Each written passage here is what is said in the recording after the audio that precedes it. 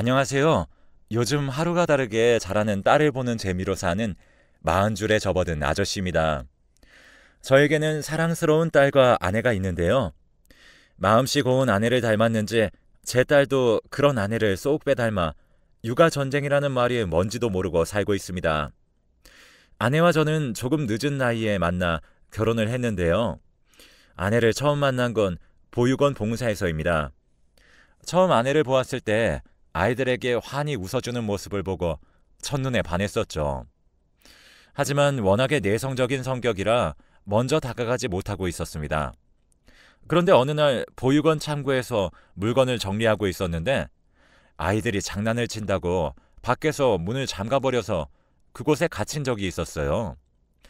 그렇게 1시간이 넘도록 갇혀 있었는데 밖에서 나는 인기척에 문을 열어달라고 소리를 지르자 황급하게 문을 열어준 사람이 바로 제 아내였습니다. 아내도 어리둥절하여 어쩌다 창구에 갇힌 거냐며 저를 걱정해 주었고 늘 아이들에게 화 한 번 내지 않고 웃어주던 분이 처음으로 단호하게 아이들을 꾸짖는 모습을 보며 한 번 더 반해버렸습니다. 아내는 그 보육원에서 자라 성인이 되고 다른 직장을 다니면서도 주말이면 본가에 돌아오는 기분으로 보육원으로 와서 일손도 도우며 시간을 보낸다고 하더라고요. 저를 창구에서 구해준 이후로 보육원에서 만나면 인사도 하고 가볍게 이야기도 나눌 정도로 가까워졌습니다. 저는 거기에서 더 나아가 여자분과 사귀고 싶었지만 차마 부끄러워서 입 밖으로 꺼내지는 못하고 눈치만 반년을 넘게 봤습니다. 아내도 마찬가지로 연애는 한 번도 안 해봐서 연애 쪽으로는 저보다 훨씬 더 부끄러움이 많았습니다. 하지만 저희가 서로에게 마음이 있는 건 주위 사람들 눈에도 보였는지 보육원 아이들마저도 저희를 보면 사귀는 거 아니냐며 놀려댔습니다. 저희 둘 다 얼굴만 빨개진 채로 아니라고 손살에 칠 뿐이었어요. 그 광경을 보던 보육원 원장님은 그저 재미있으시다는 듯이 웃으시며 그럼 언제쯤부터 사귈 예정이냐면서 한술 더 뜨셨었죠. 그런 놀림을 받는 것도 조금 익숙해질 때쯤 겨우 용기를 내어 제가 먼저 아내에게 고백을 했습니다. 아내는 처음에는 이런 적은 처음이라 어떻게 해야 할지 모르겠다며 제 눈도 못 마주치다가 땅바닥에 시선을 고정한 채로 개미가 기어들어가는 목소리로 자기도 좋다고 했습니다. 그 당시 저희 나이도 그리 적지 않았지만 둘 다 연애 경험이 거의 없다시피 했으니 모든 것이 조심스러웠습니다. 제대로 된 연애는 해본 적이 없었지만 아내와 만나면서 제 평생의 짝이라는 생각이 들었습니다. 아내도 같은 생각이었는지 연애를 시작한 지 3달 만에 결혼하자는 이야기가 나왔습니다. 저는 당연히 거절할 이유가 없었고 아내도 나쁘지 않다며 오히려 자기도 얼른 결혼해서 자기의 가정을 이루고 싶다고 했습니다. 아무래도 아내는 어렸을 적부터 자신의 가정을 이룬 적이 없으니 가족이 주는 편안함과 애정에 목말라 있었을 수도 있었죠. 그런데 부모님에게 인사를 드리러 갈 날짜가 잡힌 후부터 아내는 혹시 자신이 고아라는 이유로 저희 부모님이 결혼을 반대하시진 않을까 걱정을 하기 시작했습니다. 그렇게 살이 쏙 빠진 채로 저희 집에 온 아내는 생각보다 좋아 보이는 집에 조금 놀란 듯 했습니다. 사실 아버지가 크게 사업을 하고 계셔서 어릴 적부터 금전적으로는 부족함을 느껴본 적이 없을 정도였어요.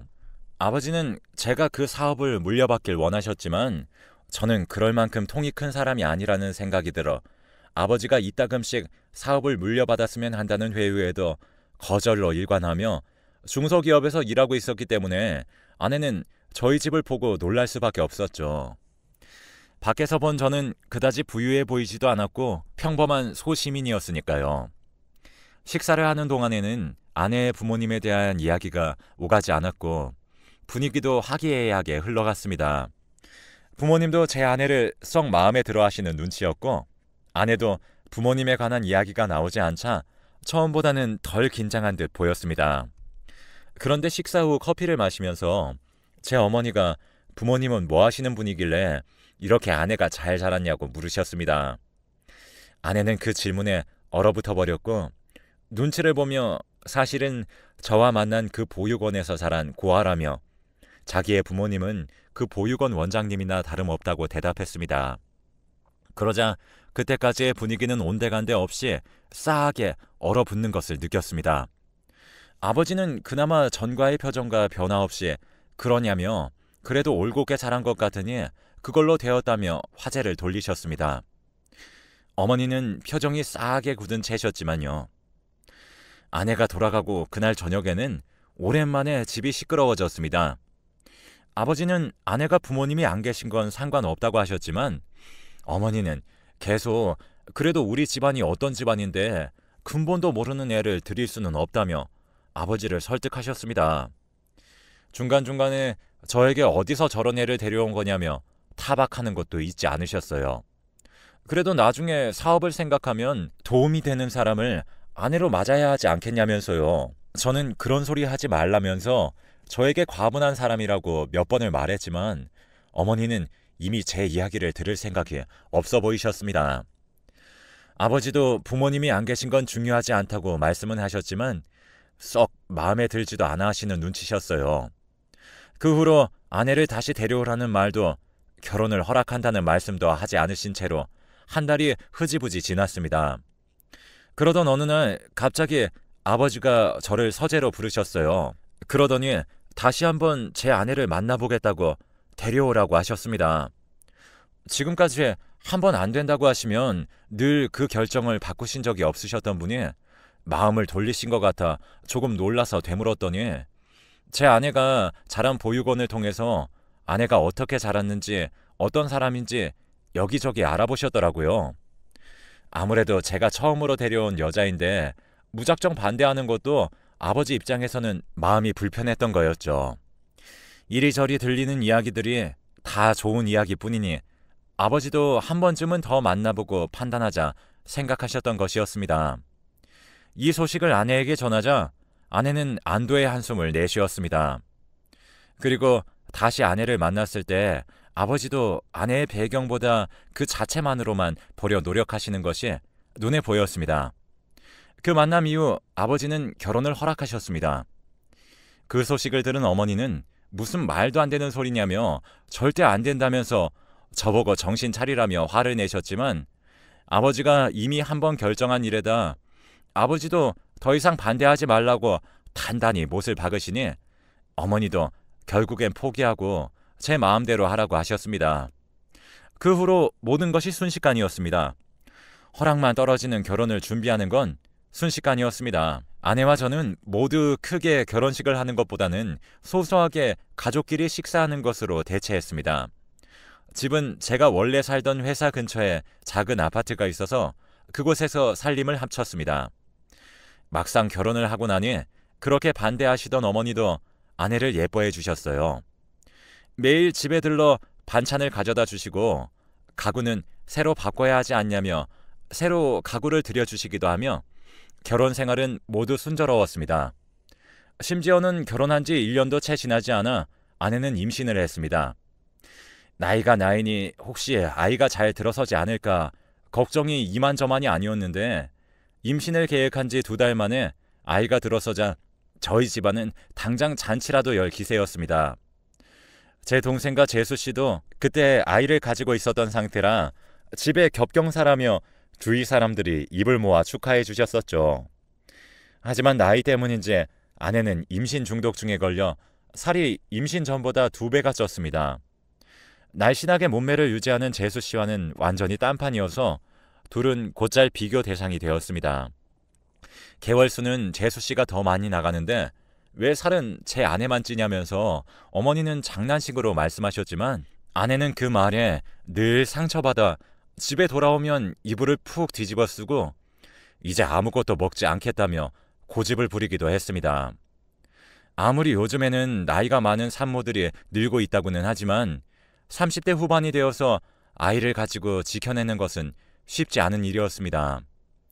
병원에 갈 때마다 임신 중독이 의심된다면서 의사 선생님이 주의를 주셨었는데 결국엔 임신 5개월 차에 임신 중독증을 진단받았습니다. 태아에게도 안 좋은 영향이 갈 수 있으니 하루 종일 옆에서 아내를 케어해 주어야 했지만 그 당시 회사의 사정이 너무 안 좋아져서 저도 매일같이 야근을 하고 집에서는 잠만 겨우 자고 다시 출근하는 지경이었습니다. 아내는 잠시만 움직여도 피로감을 느끼고 엎친 데 덮친 격으로 시력까지 점점 저하되어 갔습니다. 평생 안경 한번 써보지 않았던 아내는 이제 지나가는 간판도 겨우 읽을 수 있는 수준으로 시력이 나빠져 갔습니다. 이런 와중에 집에 혼자 있게 하려니 걱정이 이만저만이 아니라 결국엔 저희 본가에서 잠시 지내기로 했습니다. 집에는 어머니뿐만 아니라 둘째네도 살고 있었고 일하시는 분들도 많으시니 집에서 혼자 사고를 당한 일은 없겠다 싶어 그나마 마음이 놓였습니다. 그런데 한 번은 퇴근을 하고 집에 돌아오니 집이 난장판이 되어서 아내가 소리를 고래고래 지르고 있었습니다. 어찌나 격하게 몸싸움을 한 건지 어머니와 아내 그리고 그 싸움을 말리는 것처럼 보인 재수씨마저도 얼굴이 엉망진창이었습니다. 아내는 흥분을 감추지 못한 채로 어머니에게 욕을 한 바가지 퍼부어댔습니다. 처음 보는 아내의 모습에 저도 당황하여 급하게 아내를 방으로 데리고 들어갔지만 아내는 여전히 씩씩거리면서 어머니와 재수씨가 자기와 아기를 죽이려고 한다며 소리를 질렀습니다. 저는 일단 임신을 한 아내가 너무 흥분을 하면 좋지 않을 거란 생각에 아내를 진정시키려고 일단 원래 저희가 살던 집으로 왔습니다. 아내는 집으로 오는 길 동안에도 펑펑 울다가 화내다가를 반복하다가 집에 도착하자 기절하듯이 쓰러져 잠에 들었습니다. 일단은 저도 무슨 일인지 상황 파악을 해야겠다 싶어서 아내를 침대에 재우고 다시 본가로 돌아갔습니다. 그러자 어머니와 재수씨가 달려나와 제 아내가 이상한 것 같다며 그동안 제정신인 사람인 척 연기한 게 틀림없다고 했습니다. 제가 무슨 일인지 차분히 이야기해달라고 하고 이야기를 들어보니 임신 중독증을 진단받은 이후로 아내가 많이 예민해지고 어머니나 재수씨에게도 안하무인이었다고 합니다. 저도 아내가 그 후로 조금 예민해졌다고 느끼곤 있었지만 도대체 얼마나 심하게 행동을 한 건진 가늠이 가지 않았습니다. 그런데 이야기를 들을수록 입이 떡 벌어져 다물어지지가 않았어요. 이야기 속 아내는 완전 폭군이 따로 없었습니다. 어머니와 재수씨가 임신에 좋다는 약이나 음식을 들고 와서 나눠주면 자기 체중 관리해야 하는 건 모르냐면서 아무리 몸에 좋은 음식이라도 지금 먹으면 살쪄서 아기에게 안 좋다고 하다가도 자기에게 그 음식을 또 주지 않으면 자기들끼리만 좋은 걸 챙겨 먹는다면서 그렇게 소리를 지르고 화를 냈었다고 합니다. 거기다가 조금만 화가 나면 같은 임산부인 재수씨의 배 쪽으로 물건들을 집어던진 일도 한두 번이 아니라고 했습니다. 이야기를 들으면서 설마 하는 마음이었지만 재수씨까지 어머니와 함께 입을 모아서 아내를 모함할 이유는 없었으니 그 말을 믿을 수밖에 없었습니다. 다음날 아침이 밝고 저는 밤을 꼴딱 새고 회사에 연차까지 쓰고 아내가 있는 집으로 가 아내가 깨어나기만을 기다렸습니다. 눈을 뜬 아내는 평소와 같이 차분한 말투로 어제 일에 대해서 설명하기 시작했습니다. 사실은 그동안 제가 없을 때면 재수씨나 어머니나 자기에게 몸에 좋다는 음식을 들고 왔었는데 그 음식을 먹고 나면 유독 속이 안 좋고 자꾸 헛구역질이 나오고 심지어는 먹는 족족 다 개워낼 때도 있었다고 합니다.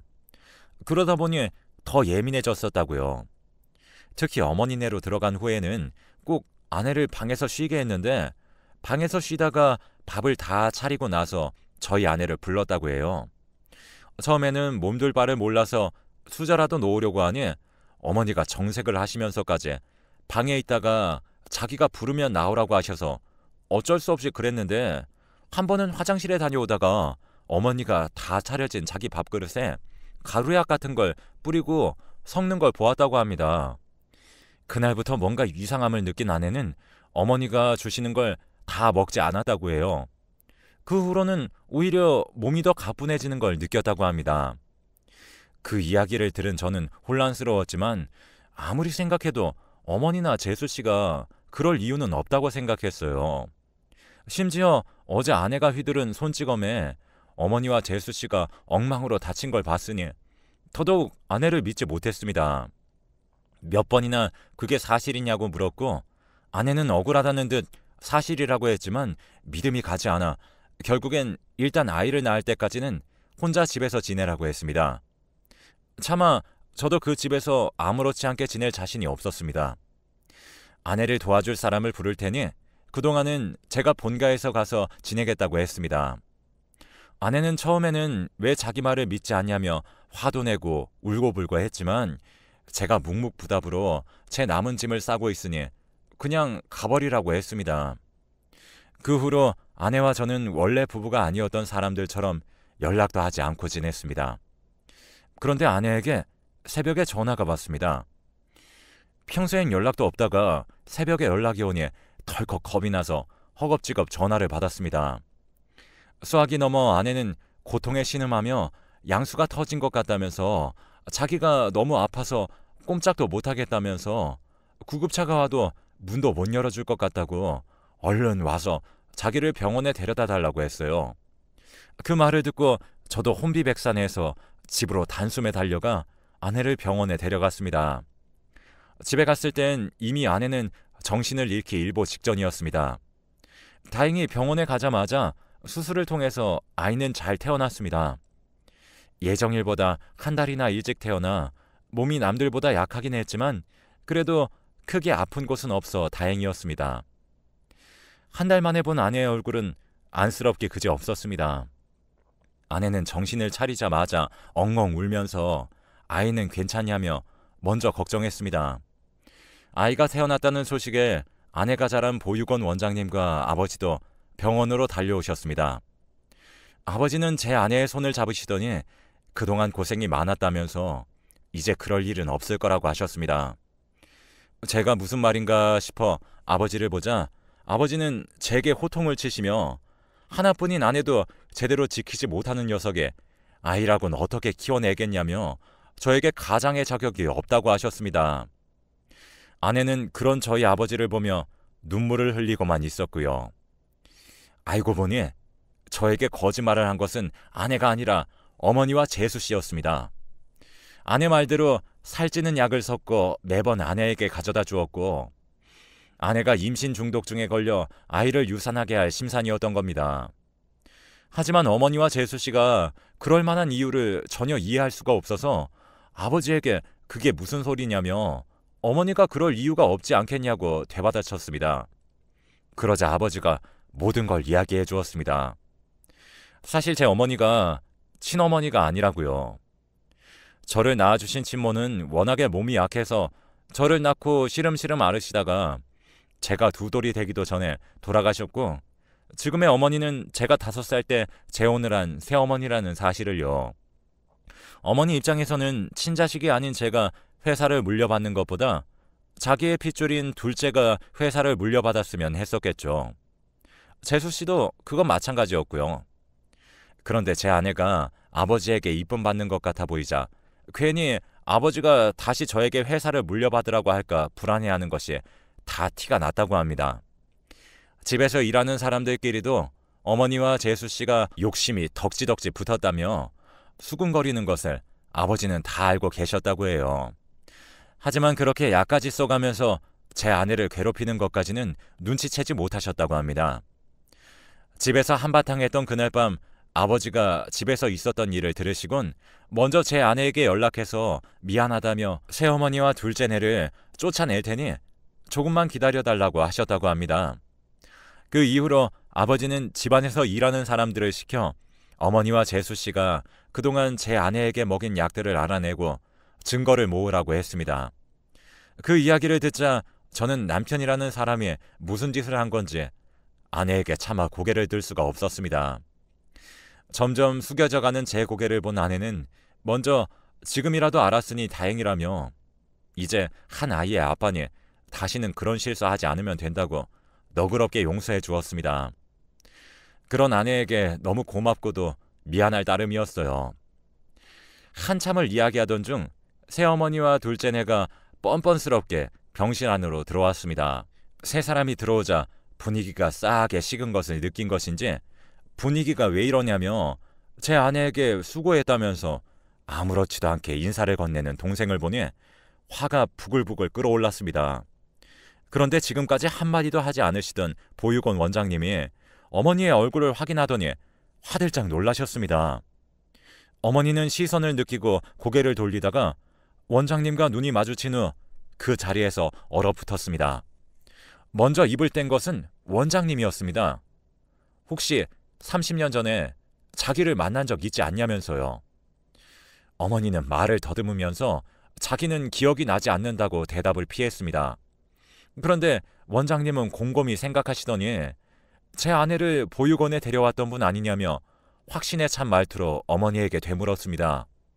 그러자 어머니도 제 아내를 보며 무슨 소리냐며 그럼 제 아내가 자기 딸이냐면서 소리치고선 입을 틀어 막았습니다. 아내는 어리둥절하여 도대체 무슨 소린지 상황 파악도 제대로 하지 못했고 원장님이 지금까지 자기 딸인 줄도 모르고 그렇게 괴롭힌 거냐며 어이가 없다는 듯이 어머니를 바라보았습니다. 어머니는 그 자리에서 다리에 힘이 풀렸는지 주저앉아서 아내를 바라보며 정신을 못 차린 채로 그럴 리가 없다는 말만 웅얼거릴 뿐이었습니다. 아내는 처음에는 조금 충격을 받은 듯 했지만 자기는 그냥 평생을 고아로 살겠다며 자기에게 어머니는 보육원 원장님밖에 없다고 못 박았습니다. 그제야 어머니는 정신을 차렸는지 미안하다며 몰랐다면서 보고 싶었다고 아내에게 달려들었지만 저에게 순식간에 제지되었습니다. 아버지는 한숨을 푹 내쉬시며 어떻게 할지는 제 아내에게 전적으로 맡긴다고 하셨고 아내는 마음 같아서는 감옥에 넣어버리고 싶지만 그럴 필요도 없이 이미 저 바다 끝에서 사는 사람인 듯하니 그냥 다시는 안 보고 살고 싶다 했습니다. 아버지는 아내의 뜻에 따라 그렇게 하자며 둘째를 호적에서 파버리고 어머니였던 사람은 다시는 저희 눈에 띄지 않는 조건으로 고소를 하지 않겠다고 겁을 주어 내쫓아버렸다고 합니다. 그 이후로 2년이 지나 저희 딸이 두 돌이 되었습니다. 그동안 아버지와 저희 가족은 일주일에 한두 번은 함께 저녁 식사를 하면서 행복하게 일상을 보내고 있습니다. 아내는 이런 가정을 가져본 것이 처음이라 너무 소중하다면서 행복해합니다. 저도 그런 아내를 보고 있으면 절로 웃음이 납니다. 이렇게 행복하기까지 우여곡절이 많았지만 결국엔 나쁜 짓을 하면 다 드러나서 벌을 받더라고요. 여러분들도 행복하게 사세요.